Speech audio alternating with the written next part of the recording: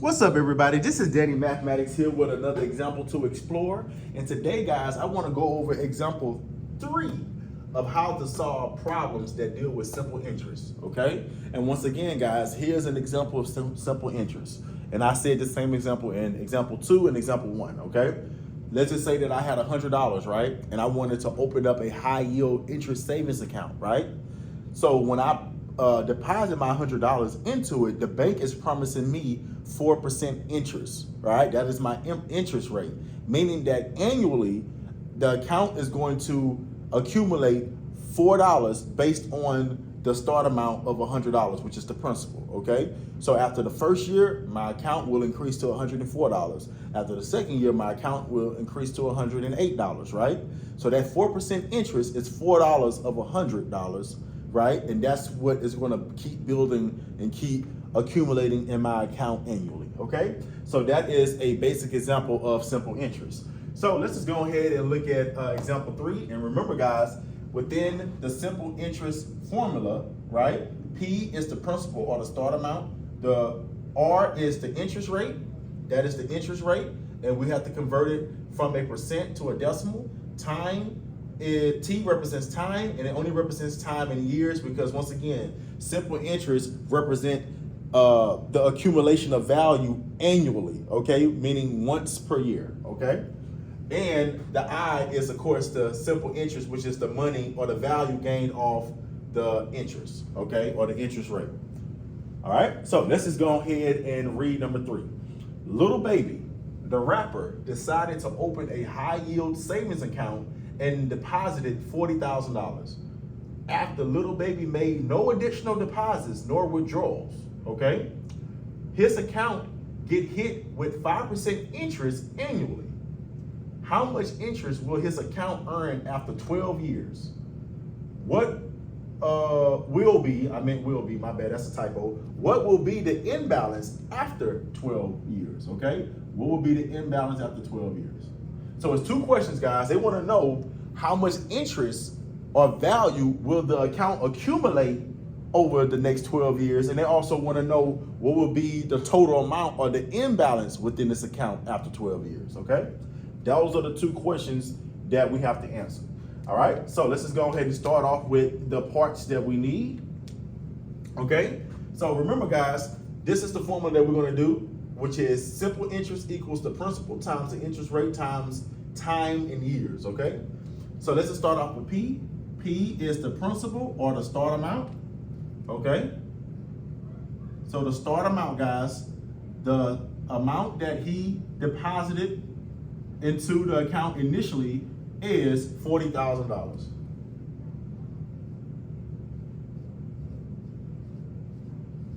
$40,000, right? Cool. The interest rate, which is R,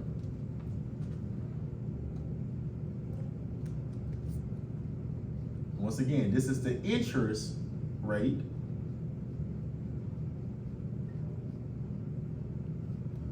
The interest rate that hits the account annually is 5%.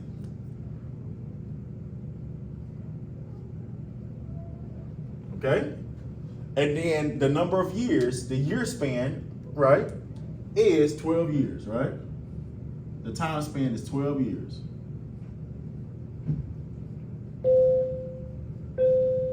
Okay, so now, guys, we're almost done. All we have to do is just follow this formula and then multiply these 3 values together. But the first thing that I need to do, guys, before we even do that, guys, is remember we have to change the decimal. We have to change the percent that represents the interest rate into a decimal. 5% actually equals 0.05 as a decimal, okay? Cool. So now, ladies and gentlemen, all we have to do is just follow that formula. So now, guys, to get I, which is the interest rate, not the interest rate, my bad, tongue twister, the simple interest, my bad. I is the simple interest, which is the value that has accumulated on top of the principal, okay? Follows this formula, which is P times R times T. P times R times T, right? Which is these 3 values, right? So let's start off with P, which is the principal or the start amount. All right, he deposited $40,000. Little baby is balling. He deposited $40,000 into his savings account. All right, his savings account yields 5% interest, which is 0.05. Okay, and he does this for a span of 12 years, right?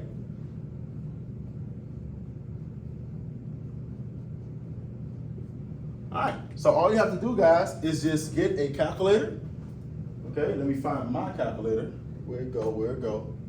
Give me 1 second, guys. Let me find my calculator. All you gotta do, guys, is just get a calculator and then just multiply those three numbers. I got my calculator. So let's just multiply those three numbers. 40,000 times 0.05 times 12 is 24,000, right? So after 12 years, guys, his account will gain $24,000 in value, okay?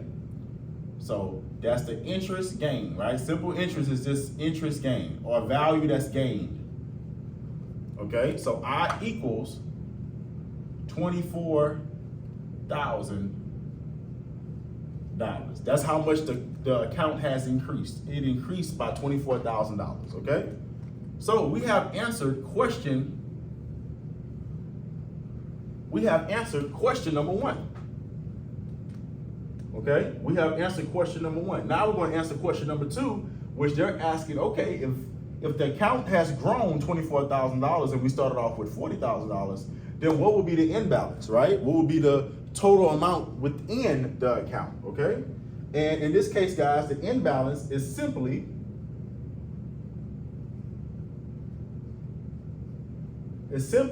the principal, which is the start amount, times I, which is the interest or the value gained over time, right?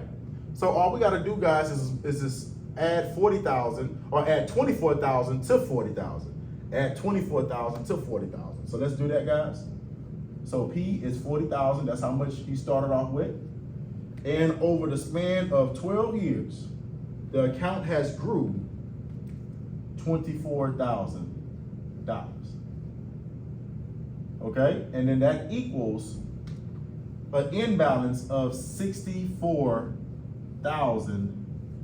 All right, $64,000. That is the end balance.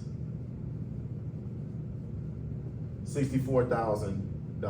Okay, so let me do this so we can see. All right, so that is my 2 answers, guys. Once again, we started off with $40,000. Little baby started off with $40,000 over a span of 12 years due to the interest rate. The account has increased by $24,000, and $40,000 plus $24,000 is $64,000. So after 12 years, if he was to go into that account and look up the balance, it would say $64,000. Okay? Thank you so much, guys, for tuning in. Talk to you next time.